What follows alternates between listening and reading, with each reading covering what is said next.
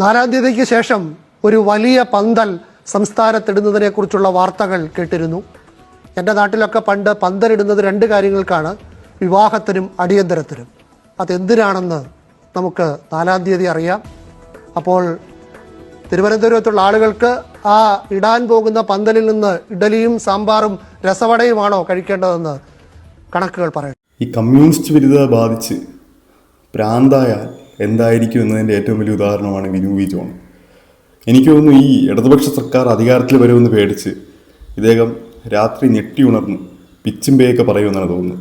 കാര്യം അമ്മാതിരി പണി ഈ 10 വർഷം ഈ സർക്കാരിനെതിരെ ഒരു സ്വതന്ത്ര മാധ്യമ പ്രവർത്തകനാണ് എന്ന് തോന്നിക്കുന്ന ലേബലിൽ, അല്ലെങ്കിൽ സാധാരണക്കാരന് തോന്നിക്കുന്ന ലേബലിൽ ഈ വിനു വി ജോൺ എടുത്തിട്ടുണ്ട്. ഈ ഇത്തരത്തിലുള്ള സ്റ്റേറ്റ്മെൻറ്റ് കൊണ്ട് ഇവരെന്താണ് ഉദ്ദേശിക്കുന്നത്? ഇപ്പം ഇന്നലെ PV അൻവർ അദ്ദേഹം പറഞ്ഞു അദ്ദേഹം തോറ്റാൽ മുട്ടയടിച്ച് പുള്ളി കുത്തുമെന്നത്. അത്തരത്തിലുള്ള എന്ത് സന്ദേശമാണ് അദ്ദേഹം കൊടുക്കുന്നത് ഈ സ്റ്റേറ്റ്മെൻറ്റിലൂടെ?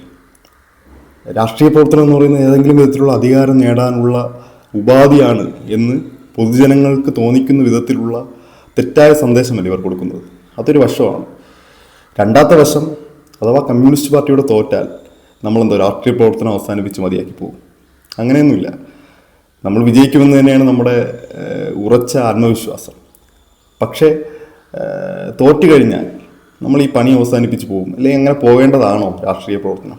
ഇപ്പോൾ രാഷ്ട്രീയ പ്രവർത്തനവുമായി ബന്ധപ്പെട്ട് തെറ്റായ ഒരു സന്ദേശമാണ് ഇത്തരത്തിലുള്ള മാധ്യമപ്രവർത്തകർ കൊടുക്കുന്നത്. അപ്പോൾ അദ്ദേഹം നന്നാവുമെന്ന പ്രതീക്ഷയൊന്നുമില്ല. എന്നാൽ നമുക്ക് ആഗ്രഹിക്കാമല്ലോ അദ്ദേഹം നന്നായാൽ കൊള്ളാമായിരുന്നു എന്ന്.